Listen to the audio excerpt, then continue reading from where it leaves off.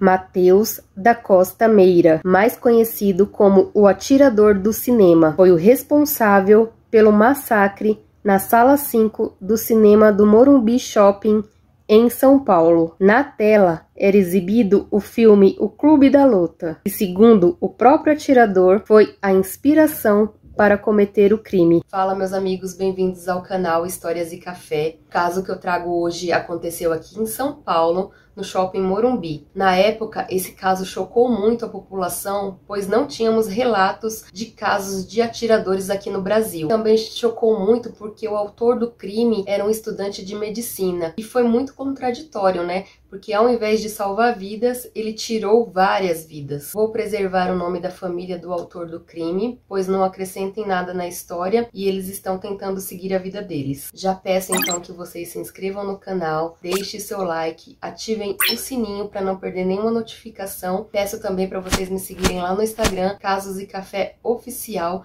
que a gente pode conversar também sobre outros assuntos. Sem mais delongas, então vamos ao vídeo.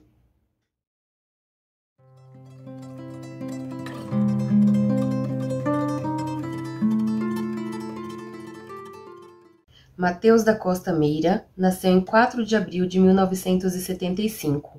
Tinha uma irmã mais nova e era filho de uma enfermeira e um oftalmologista renomado na cidade de Salvador. Os pais cuidaram para que nunca faltasse nada para Matheus e sua irmã. Eles sempre estudaram em escolas particulares, receberam mesada e sempre tiveram tudo o que queria. A mãe de Matheus conta que aos 13 anos ele começou a relatar que vinha sofrendo bullying na escola. Ele recebia apelidos devido ao seu peso. A partir daí, também começou a se mutilar e ter ideias suicidas. Foi então que a mãe buscou ajuda profissional com um terapeuta. Ele frequentava a terapia uma vez por semana, mas logo abandonou o tratamento, pois informou que o seu problema era a solidão. Quando ele tinha 15 anos, foi enviado para um intercâmbio nos Estados Unidos, mas lá chegando, ele começou a dar trabalho para a família que o recebeu. A família alegou que Matheus não era depressivo, e sim muito agressivo. Assim, a agência de intercâmbio mandou Matheus de volta ao Brasil. Logo que ele chegou, os pais dele puderam entender que o problema do Matheus havia se agravado. Agora, além de depressivo, ele estava tendo manias de limpeza e compulsão por arrumação. Por motivos banais, ele explodia. Em um desses surtos de raiva, ele chegou a fraturar uma das costelas de seu pai e também o atingiu com um soco no olho durante uma briga. Matheus, mesmo diante de todos os problemas, sempre foi um bom aluno. Então, aconselhado por profissionais, seus pais resolveram mandá-lo para a faculdade. Então, assim, ele foi estudar na Faculdade de Ciências Médicas da Santa Casa de São Paulo. Começou, então, assim, a fazer medicina, também como uma forma de tentar ocupar a sua mente. Então, assim, ele seguiu recebendo sua mesada. Seu pai também lhe deu um carro para que ele tivesse uma vida confortável em São Paulo. Matheus, então, passou a morar sempre em locais diferentes, porque sempre causava confusão nos locais em que ficava, pois era expulso por perturbação à ordem. Os vizinhos diziam que Matheus era muito quieto, mas às vezes tinha comportamentos muito estranhos. Um dia ele chegou a quebrar o vidro de entrada do condomínio com a própria cabeça. Em outro momento, ele chegou a brigar com o zelador porque queria a chave da caixa de luz, pois dizia que de lá de dentro estava ouvindo vozes que estavam o perturbando e mandando ele fazer coisas ruins. Durante o tempo que morou em São Paulo, Matheus não conseguiu fazer amizade com ninguém. Até mesmo os seus pais tinham medo de visitá-lo devido à sua agressividade. E com sua irmã, Matheus não tinha nenhum tipo de interação. Para ele, era como se ela não existisse. Ele também não recebia visitas em seu apartamento, não atendia o interfone e muito menos a porta. Durante os seus primeiros anos de estudo, Matheus tirava excelentes notas na faculdade e era o que motivava os seus pais a mantê-lo estudando em São Paulo. Nas férias, Matheus voltou para Salvador, onde tentou por diversas vezes acabar com a própria vida com bisturis. Mas ao passar as férias em Salvador, seus pais notaram que Matheus só piorava. Os pais então resolveram interná-lo numa clínica psiquiátrica num bairro nobre de São Paulo. Mas logo que saiu da clínica, ele já abandonou o tratamento, alegando que os remédios o deixavam com sono e com raciocínio lento. ele passou a ter um hobby muito grande por jogos violentos no computador. Além de tudo, ele baixava esses jogos e vendia ilegalmente esse material. Seu rendimento na faculdade começou a cair bastante. Ele passou a pagar seus colegas da faculdade para fazerem seus plantões da residência e também, deixando de tomar os remédios, ele passou a usar entorpecentes.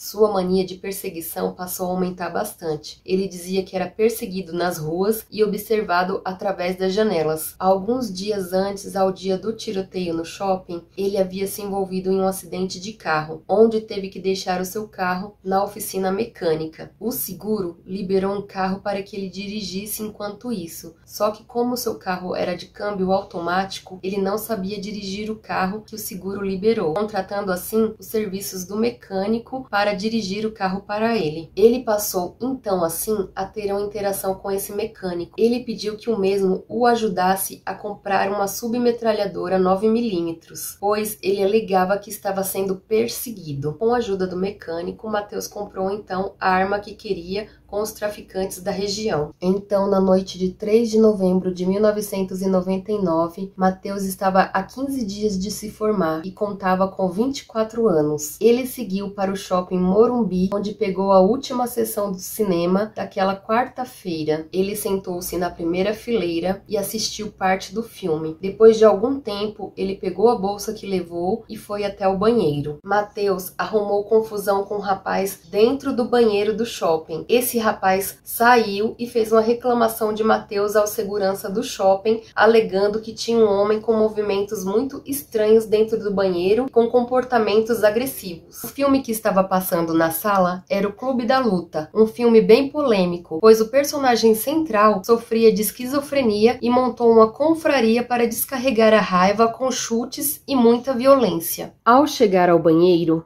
Matheus tira a submetralhadora da bolsa e testa a arma em sua imagem no espelho. Ele já saiu do banheiro armado. Algumas pessoas que encontraram ele pelo caminho achou se tratar de uma brincadeira, alguma coisa relacionada ao filme. Ele se posicionou ao lado da tela, atirou primeiramente para cima e depois para as paredes, depois para o centro das cadeiras onde estavam as pessoas. Algumas pessoas das primeiras fileiras perceberam o que aconteceu e se jogaram ao chão, se protegendo. Outras nem conseguiram perceber que o barulho era de algo real e não de cenas do filme. Quando a polícia chegou ao local, Matheus já tinha sido rendido pelos seguranças do shopping. O socorro já estava sendo prestado por algumas pessoas que estavam ali presentes, que levavam os feridos em seus próprios carros. Os policiais que atenderam a ocorrência disseram que era visível que Matheus havia consumido entorpecentes. Ele se limitava a falar pouco e, quando perguntado o porquê fez aquilo, ele respondeu que ouvia vozes e precisava eliminar pessoas. A polícia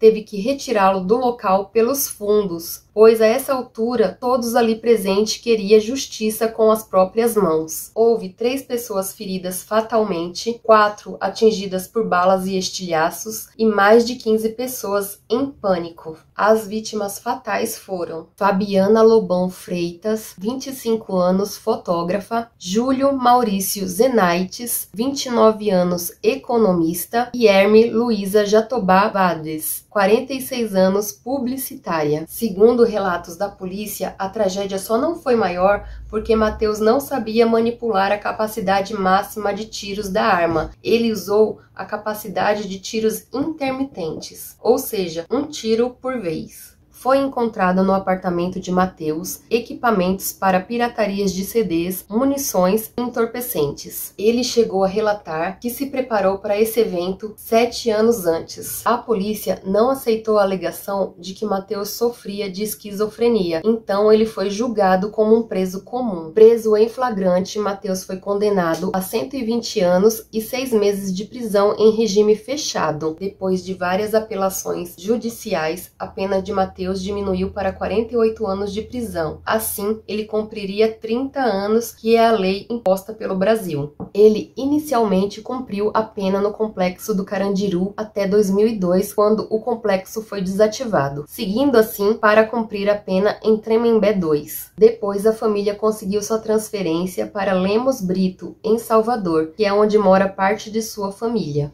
Em 2009, ele foi autuado por tentativa de homicídio, onde desferiu golpes a um colega de cela com uma tesoura que ele conseguiu nas aulas de artesanato, alegando que a televisão que o homem assistia estava com um volume muito alto. Nesse novo julgamento, ele foi absolvido, sendo considerado inimputável por sofrer de doenças mentais comprovadas por laudos médicos. Assim, ele foi transferido para o Hospital de Custódia e Tratamento de Salvador, onde ele permanece até hoje. Em 2019, 20 anos após o ocorrido, Mateus estava com 44 anos quando foi submetido a um exame chamado Verificação de Cessação de Periculosidade. Esse exame basicamente diz que Mateus está apto a conviver em sociedade. O exame deu favorável para Mateus, então assim ele estava apto à desinternação. Porém, a medida não é automática e foi vetada pela Justiça através do Ministério Público. Os promotores juntaram na ação um parecer que inclua que a desinternação seja feita de forma gradual e que inclua saídas temporárias com devido planejamento e acompanhamento, a fim de evitar consequências mais graves para Mateus, sua família e também para toda a sociedade. Outro ponto importante é que nos documentos apresentados ao judiciário, o pai de Mateus demonstrou preocupação com a saída do filho. O shopping fechou definitivamente a sala 5 após o ocorrido, sendo fechado o restantes das salas em 2012 para a reabertura de novas lojas.